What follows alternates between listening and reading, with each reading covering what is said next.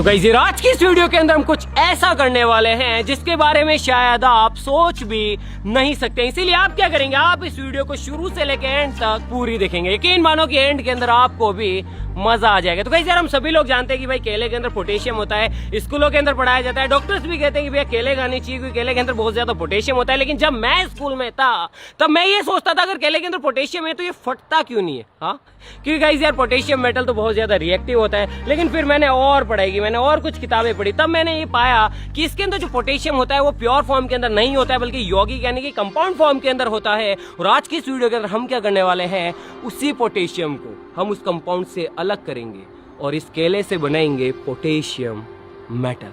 जिसको नहीं पता है उसको बता दूं कि पोटेशियम मेटल इतनी खतरनाक चीज होती है कि अगर अपन उसे पानी के अंदर फेंकेंगे तो फेंकते ही पानी के अंदर होगा एक बहुत जोरदार धमाका। तो सोचो कि यार इस केले को जिसको अपन खाते हैं इससे हम एक छोटा सा बॉम्ब बनाने वाले हैं।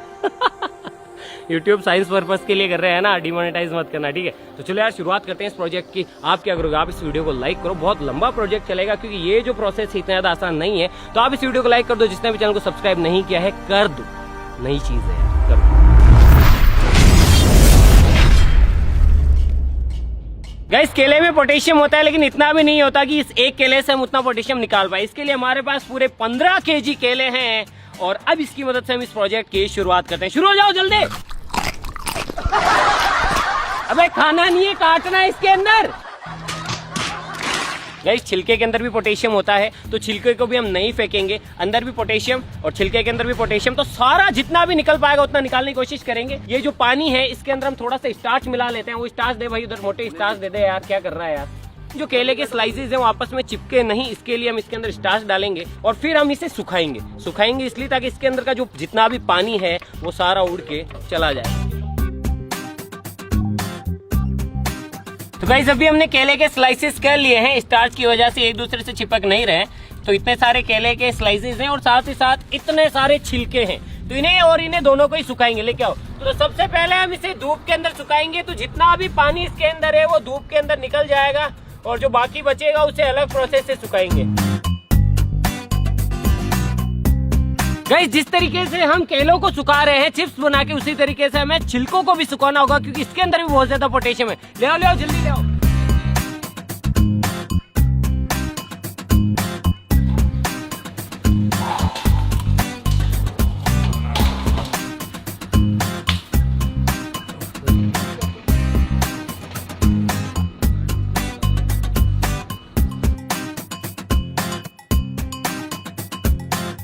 तो गाइस यार फाइनली एक हफ्ते से ज्यादा का टाइम हो गया है। हमारी जो बनाना चिप्स है अभी वो आई थिंक सूख गई है और इसके अंदर जितना भी पानी इस तरीके से निकल सकता था वो निकल गया, ये देखो। तो गाइस यार अभी तो नेचुरल तरीके से हमने पानी निकाला है। इसके बाद में अपन क्या करेंगे, इन सभी केलों के चिप्स को ऑक्सीजन की अनुपस्थिति के अंदर जलाएंगे।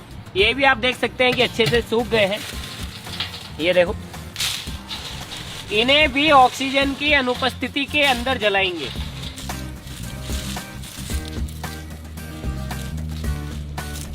ऑक्सीजन की अनुपस्थिति में जलाने के लिए इन स्टील पॉट्स का इस्तेमाल करेंगे। तो पहले चिप्स को इसके अंदर डाल देते हैं सारी कोई।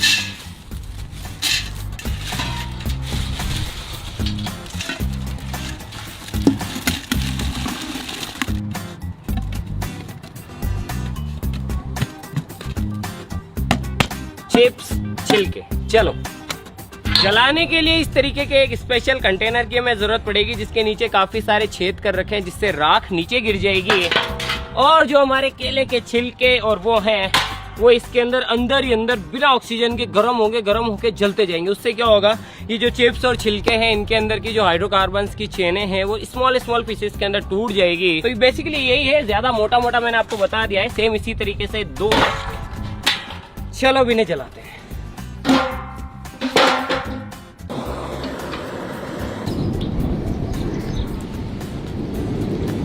गाइस केले की चिप्स और छिलके दोनों जल गए हैं, वजन काफी कम हो गया है। वाह यार ये चीज तो अनएक्सपेक्टेड थी। देखो कैसे कलर हो गए इसके ऊपर, है ना। ये तो है अपने छिलके, ये देखो। तो गाइस चिप्स का हाल कुछ इस तरीके का हो गया है, ये देखो। तो ये हमारी बनाना चिप्स है बहुत ही अजीब सा सीन हो गया इनका। चलो इसको निकालते हैं।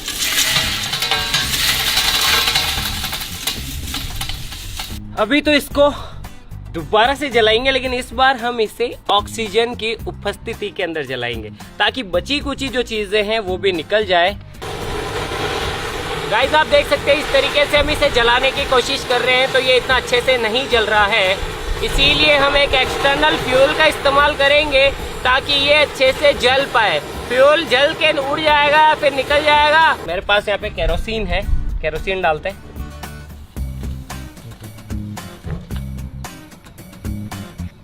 सेम इसी तरीके से इन छिलकों को भी जलाएंगे।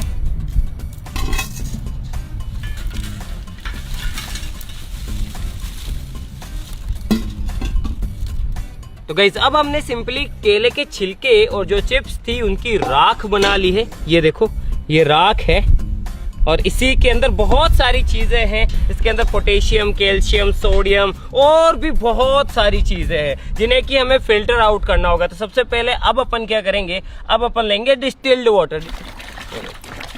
अब इस सारी राख को हम इस डिस्टिल्ड वाटर के अंदर डाल देंगे। तो जो पोटेशियम है, कैल्शियम है, सोडियम है और भी जो कुछ मेटल्स हैं उनके सॉल्ट क्या होते हैं, वो पानी के अंदर सोल्यूबल होते हैं। तो वो पानी के अंदर घुल जाएंगे और जो भी चीज पानी के अंदर नहीं घुलेगी वो एक वेस्ट के तरीके से बाहर निकल जाएगी या फिर मतलब कि पानी के पेंदे के अंदर बैठ जाएगी। ये बेसिकली देसी तरीका है फिल्टर करने का। वैसे तो अलग अलग साइंस मेथड्स का इस्तेमाल किया जाता है ये सब करने के लिए, लेकिन हम क्या थोड़े से देसी लोग हैं, देसी कामों से, देसी जुगाड़ से काम हो जाता है तो फिर फालतू क्यों दिमाग लगाना। तो ये देखो गाइस फाइनली शुरुआत में केले कैसे थे और अभी हमारे केले कुछ इस तरीके के हैं। गाइस अब जो है काफी देर ऐसे ही रखा रहने के बाद जो दूसरे पदार्थ थे वो सभी नीचे इसके अंदर पेंदे पे बैठ गए हैं और जो सॉल्ट है वो सारे जो है पानी के अंदर मिक्स हो रखे हैं। तो अपन सबसे पहले इस पानी को दूसरी साइड में लेते हैं। आओ पकड़ो एक मिनट। तो पानी को अपन छान लेते हैं ताकि जो बाकी की चीजें हैं वो वैसी की वैसी रह जाए।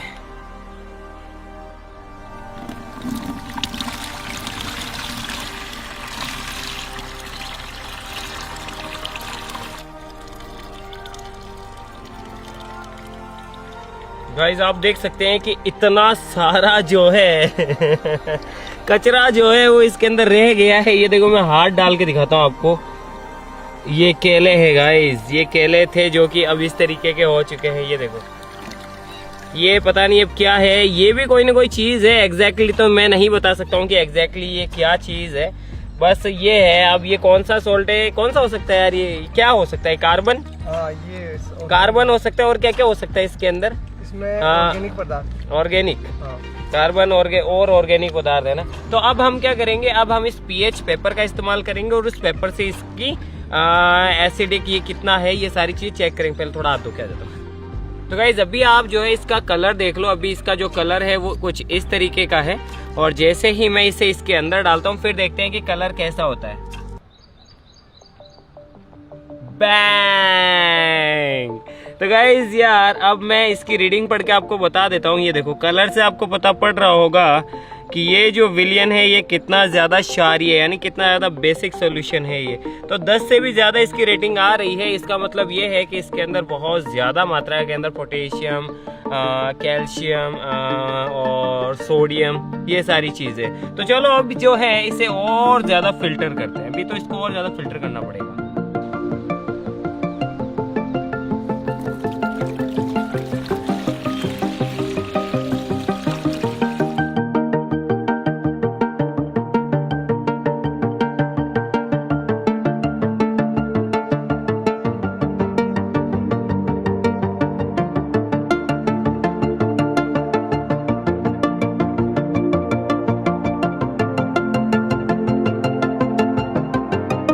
गाइस आप देख सकते हैं कि हमने फिल्टर पेपर की मदद से भी पानी को फिल्टर कर लिया है। अब इसके अंदर से सिर्फ वही चीजें फिल्टर आउट हुई है जो कि पानी के अंदर सोल्यूबल नहीं है। बाकी जो है इसके अंदर अभी भी पोटेशियम, सोडियम और कई सारे सॉल्ट्स हैं। तो एक बार फिर से मैं पीएच पेपर लेता हूं और पीएच पेपर की मदद से चेक करके देखते हैं कि अभी भी ये जो है बेस सॉल्यूशन है या फिर नहीं, यानी कि क्षारीय है या फिर नहीं। उससे फिर से ये साबित हो जाएगा कि इसके अंदर वो सभी सॉल्ट हैं जो कि अपने को चाहिए। तो मैंने पेपर ले लिया। तो गाइस आप देख सकते हैं कि अभी भी इसके अंदर जो है बहुत सारा माल है जो कि अपने को चाहिए फिल्टर पेपर से फिल्टर आउट करने के बाद भी। स्केल देख लो गाइस, ये देखो। इसको गरम करेंगे, गरम इसलिए करेंगे क्योंकि इसके अंदर एक्स्ट्रा वाटर है और गरम करने की वजह से क्या होगा, जो भी एक्स्ट्रा वाटर है वो जो है वाष्प बन के उड़ जाएगा और हमें जो है जाड़ा मिल जाएगा, जाड़ा पानी, जिसके अंदर हमारा जो सॉल्ट है पोटेशियम का और बाकी जो चीज़ें उसका वो हमें मिल जाएगा।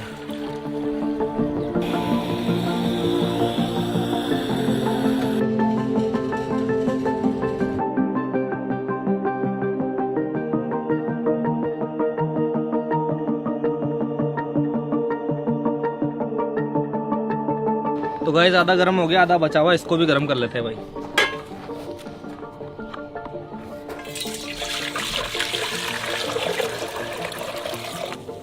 गाइस सारे पानी को बॉईल करने के बाद और उसे भी फिल्टर आउट करने के बाद लास्ट में जाके हमारे पास ये बचा है ये सॉल्यूशन। और इस सॉल्यूशन के अंदर जो है पोटेशियम, कैल्शियम, सोडियम और इक्की दुक्की चीजें और हैं। तो अब मैं क्या करता हूँ, इस सॉल्यूशन को थोड़ा सा निकालता हूँ इसके अंदर, इतना काफी है। और इसके बाद में हमने ये एक स्पेशल सॉल्यूशन बनाया है गाइस। इसका नाम और इसे बनाने का प्रोसेस मैं सिक्योरिटी और सेफ्टी रीजंस की वजह से आपको नहीं बता सकता हूं। बस इतना बता सकता हूं कि इस सॉल्यूशन को इसमें मिलाते ही जो पोटेशियम है वो अलग निकल जाएगा और बाकी जो सोडियम है, कैल्शियम है और जो और भी कुछ चीजें हैं वो पानी के अंदर घुली रह जाएगी। तो मैं क्या करता हूँ, अब इस सॉल्यूशन को इसके अंदर डालता हूँ और इसके बीच में एक कमाल की रिएक्शन होगी और उस रिएक्शन से ये देखो इसका कलर चेंज हो रहा है, व्हाइट व्हाइट हो रहा है। तो अब क्या होगा, जो भी पोटेशियम है वो सारा धीरे धीरे वक्त के साथ में इसके पेंदे पे आके जमा हो जाएगा। यही रिएक्शन कहती है और यही साइंस है। थोड़ा सा वेट और करते हैं।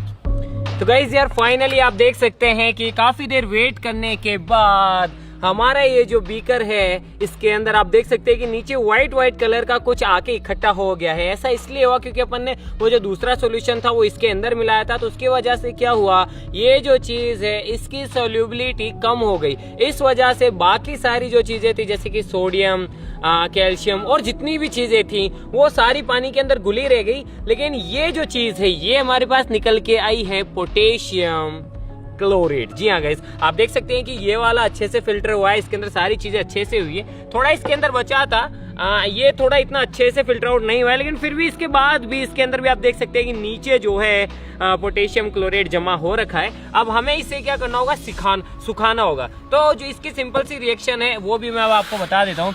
अब हमारे पास 15 kg केलो से निकल के आ गया है KClO3 यानी कि पोटेशियम क्लोरेट। अब हम क्या करेंगे, इसे सिंपली सुखाएंगे और सुखाने के बाद जो पोटेशियम क्लोरेट है उसे गर्म करेंगे। तो गर्म करेंगे, गर्म करने से क्या होगा, ये जो हमारा KClO3 है इसके अंदर से O3 उड़ जाएगा यानी कि वो निकल जाएगा। उसके बाद में हमारे पास बचेगा सिर्फ ये। तो इसकी हम क्या करेंगे, इसकी हम लिथियम से रिएक्शन करवाएंगे। तो लिथियम से रिएक्शन करवाने के बाद हमारे पास बन जाएगा लिथियम क्लोराइड। ठीक है, लिथियम क्लोराइड बन जाएगा और हमारे पास बचेगा सिर्फ और सिर्फ के यानी कि पोटेशियम। तो यही तो चीज हमें चाहिए थी। चलो अब इसे भी फिल्टर आउट करते हैं और बाकी जो सारी अशुद्धियां वो भी निकालते हैं। 2 days later. तो गाइस यार आप देख सकते हैं कि हमारा जो पोटेशियम क्लोरेट है वो सूख चुका है, जो कि हमने केले से निकाला। अब देखो ये कुछ इस तरीके का दिखाई दे रहा है। कमाल की बात ये कि सारा हमने केले से ही निकाला है, ये देखो इतना सारा। लेकिन फिर भी आप देख सकते हैं कि जो पोटेशियम क्लोरेट है वो बिल्कुल व्हाइट होना चाहिए। इसके अंदर ब्लैक ब्लैक कुछ चीजें, आई थिंक ये कार्बन है या फिर क्या है, मुझे समझ नहीं आ रहा है। ये पूरा सूख चुका है। हम इसकी लिथियम से रिएक्शन करवा सकते हैं, हम इसे गर्म करके इससे O3 निकाल सकते हैं अभी भी। लेकिन मैं सोच रहा हूँ कि यार इसे एक बार और फिल्टर कर लेते हैं। मुझे नहीं, लास्ट के अंदर कोई भी रिजल्ट के अंदर कुछ भी वो नहीं चाहिए। तो एक बार फिर से इसे गीला करते हैं भाई, गीला करके इसे दोबारा से फिल्टर करते हैं और फिल्टर करके उसके बाद में दोबारा से सुखाते हैं। इस चीज के अंदर ही मुझे 3 दिन चाहिए, फिल्ट्रेशन, सुखाना। क्या करे यार, इतना आसान थोड़ी केले से पोटेशियम निकालना। बाकी ये देखो यार, ये चीज केले से निकली, एक बार देखो तो सही। बहुत कीमती है मेरे लिए तो, क्योंकि मेहनत लगी इसमें बहुत। तो गाइस यार अब नेक्स्ट प्रोसेस के लिए हमें इस फर्नेस की जरूरत पड़ेगी, क्योंकि अब हम जो है हमारा जो पोटेशियम क्लोरेट है जिसे हमने अच्छे से फिल्टर कर लिया है, इसे मतलब कि एक मेंटेन टेम्परेचर के ऊपर गर्म करेंगे, तभी जाके जो पोटेशियम क्लोरेट है अगर वो कम टेम्परेचर रहा तो उससे क्या होगा, वो लिक्विड फॉर्म में बदल जाएगा। इसीलिए हमें वो टेम्परेचर मेंटेन करके रखना होगा जिसके अंदर की O3 निकल जाए और हमें मिल जाए पोटेशियम क्लोराइड। और गाइस यार ये वाला जो स्टेप है ये सच में बहुत ज्यादा खतरनाक है। Please do not try this at your home और एनीवेयर, बिकॉज ये एक ऑक्सीडाइजर है। पोटेशियम क्लोरेट एक ऑक्सीडाइजर है, तो अगर इसके अंदर गलती से कोई भी ऑर्गेनिक चीज गिर गई या फिर कुछ भी ऐसा गिर गया तो इसके अंदर ब्लास्ट भी हो सकता है, आग लग सकती है। अभी आधा बैच लिया हमने, आधा बैच रखा हुआ है। जब ये सक्सेसफुली हो जाएगा तो दूसरे बैच को भी हम इसी तरीके से गर्म करेंगे। तो गाइस अभी जो है इसको मैंने भट्टी के अंदर रख दिया है। तो गाइस अभी जो हमारी फर्नेस ऑन हो चुकी है, इसका जो टेम्परेचर है वो 500 डिग्री सेल्सियस से ज्यादा नहीं जाना चाहिए और कम भी नहीं रहना चाहिए। गाइस फाइनली अब हमारा जो पोटेशियम क्लोरेट है वो पोटेशियम क्लोराइड के अंदर बदल गया होगा। देखने के बाद पता पड़ेगा ये अभी बहुत ज्यादा गर्म है। तो ये जो हमारा कंटेनर है ये बहुत ज्यादा गर्म है अभी भी। टच तो नहीं कर सकता आई थिंक। अरे हाथ जल जाएगा, पागल है क्या? ओहो ये जोश में आ गया। हाँ गाइस, तो गाइस आप देख सकते हैं कि अभी जो हमारा पोटेशियम क्लोरेट था वो गर्म है, वो बदल चुका है पोटेशियम क्लोराइड के अंदर। अब ये बहुत ज्यादा हॉट है और आप देख सकते हैं कि इसके अंदर से छोटे छोटे से बबल नुमा संरचना बन गई है, ये देखो। तो ये इसलिए हुआ है क्योंकि इसके अंदर से O3 रिलीज हुई, यानी कि जो ऑक्सीजन O3 था वो रिलीज हुई है। वो ये ठीक वैसा ही यार जैसे अपन रोटी नहीं बनाते, रोटी के अंदर से फिर वो गैस निकलती है, उसके अंदर बुलबुले निकलते हैं, छोटे छोटे से छेद हो जाते हैं ब्रेड के अंदर और बाकी सारी चीजों के अंदर। तो ठीक वैसा ही इसके अंदर भी काफी ज्यादा छेद हो चुके हैं। मैं इसलिए बता रहा हूँ क्योंकि इसका मतलब ये है कि इसके अंदर से O3 रिलीज हो गई है, यानी कि ऑक्सीजन निकल गई है। अभी हमारे पास सिर्फ और सिर्फ पोटेशियम क्लोराइड है। अब इसकी रिएक्शन कराएंगे लिथियम से। अभी हमारे पास और जो बैच है थोड़ा और जो साइड में रखा हुआ है उसको भी इसी तरीके से गर्म करते हैं और पोटेशियम क्लोराइड के अंदर बदलते हैं। केला खाएगा? केला खाया? केला छिलके दो इसे। कहाँ से आते हैं यार भाई लोग, कहाँ से आते हैं? पता नहीं कहाँ से क्या चल तू बता दे तो फिर क्या करे इसका। जो करना है भाई लिथियम से रिएक्शन कराएंगे। लिथियम जो बैटरी भी नहीं है ना, लिथियम। तुम ट्राई मत करना घर पे, आप कर रहे हो ना। हाँ तू बंद करना। गाइज लास्ट टाइम हमने जो है अकेले से सक्सेसफुली पोटेशियम क्लोराइड बना लिया था और अच्छे से फिल्टर करने के बाद आप देख सकते हैं कि हमारा जो पोटेशियम क्लोराइड है वो कुछ इस तरीके का दिखाई देता है। ये देखो, ये है हमारा पोटेशियम क्लोराइड, ये रहा।